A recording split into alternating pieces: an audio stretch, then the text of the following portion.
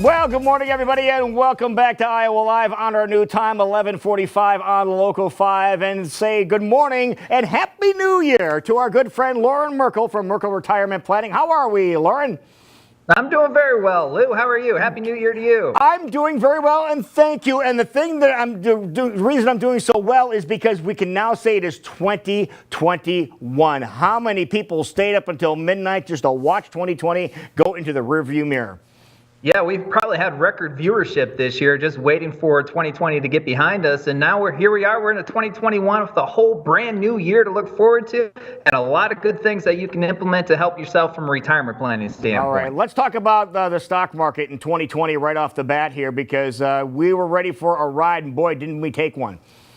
Well, 2020 was a real roller coaster. Early on in the year, it was going pretty well, and then everybody probably remembers March, in which the S&P 500 had a record drop from a pace standpoint. 22 days, Lou. 22 days is all it took for the S&P 500 to drop by 30%.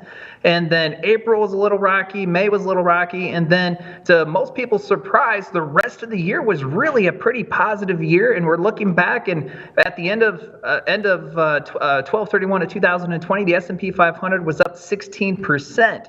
So it felt like it was kind of a painful year from a stock market standpoint, but it actually ended up okay for most people. Yeah, and the one thing that you mentioned, Lauren, that we talk to on a regular basis, is you said you need to hang on for the ride, for the long haul. Make some plans ahead of time, but then just hang on because things are going to change, and you hit the nail right on the head. Well, in March, Lou, you and I were talking, and we were talking about how painful it was, and that's the hard part about when we go through these big dips, is nobody really knows when the pain is going to end.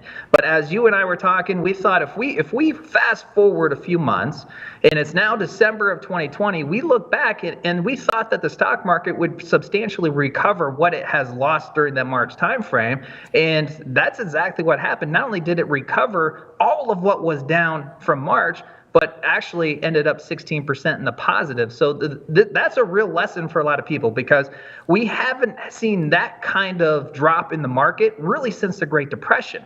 And we haven't seen a bear market like that since 2008. So 2008 was really painful. Most people remember that. Prior to that, it was the Great Depression. So we kind of forget what it feels like to go through that. Last year was a really good reminder of what we should do to prevail when things get really ugly, which for most people at that point, we just got to hang on, let the ride take place. And at some point, we're going to end up in a better position. So we all knew what was going to happen there once it started going. We're talking about coronavirus pandemic. So there's going to be kind of some rocky road ahead, but we saw some recovery. We hope for some recovery. But then on top of that, if that wasn't bad enough, what happened in November? We had an election, and that just rolls the dice again, doesn't it?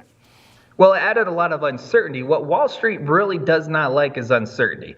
So the election came into play. The coronavirus was a big issue. So there was all this uncertainty, and what 2020 was really lacking from what we usually see from an uncertain period of time is all the international conflict that usually comes in. But the world was paralyzed through the COVID-19, so we didn't see a lot of that in 2020. And I would say for 2021, let's look for some of that uncertainty to creep back in and play a role on the performance of the market as well.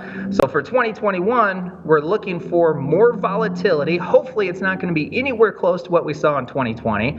But as a pre-retiree, as a retiree, as an investor, you need to be prepared for the volatility. Make sure that you're well positioned not only to prevail when the markets drop, but also maybe even take advantage of it like a lot of people did in March. All right. Now, these relief packages that were unveiled here in the past year or so, did they help the situation, or is that just a Band-Aid that was put on it? Well, from a market standpoint, it was a market Band-Aid. So the market, Wall Street really likes the relief packages. If you pay attention to when the news comes out on what these relief packages, the new relief packages, the market does typically go up during those days when legislators are talking about them. So it is a market Band-Aid, and I would look for more of that in 2021. But really, the long-term performance of this market is going to be, can we reopen the economy? Can businesses stay open? Can they reopen to a greater capacity? If the answer to those questions is yes, then the market could do really well. If businesses have to keep with a diminished capacity or even have to close down, then the market's not going to like that. And even worse, the economy is not going to like that. And we could find ourselves slipping into a more deeper recession. So those are some of the things that we have to be on the lookout for 2021. And you have some workshops that are always available for a variety of different topics. And if people want to find out what is up next, because we have something coming up on Wednesday and Thursday during the day, what's the easiest way for people to find out about your workshops, which don't cost anything? No, they're completely complimentary. We make them available online. We have a YouTube channel where we put a lot of educational content out there as well. But all you have to do is go to merkelplan.com and you can take a look and actually sign up for any of these complimentary workshops right online through merkelplan.com. And any of the ones that we're currently offering will be out there at any time. All right, Lauren, we're going to talk to you a little later on this week so we can catch up some more. But thank you for making the journey over to Local 5 now. This is going to be very cool, being over here during the lunchtime hour. Yeah, it is pretty cool. We're on Local 5 and over the lunchtime hour. How could it get any better, Lou? We'll go grab a bite after we get done here today. Sounds great. Lauren, you take care of yourself. We'll talk to you in just a couple days, okay, bud? Thanks. Sounds good. See you soon.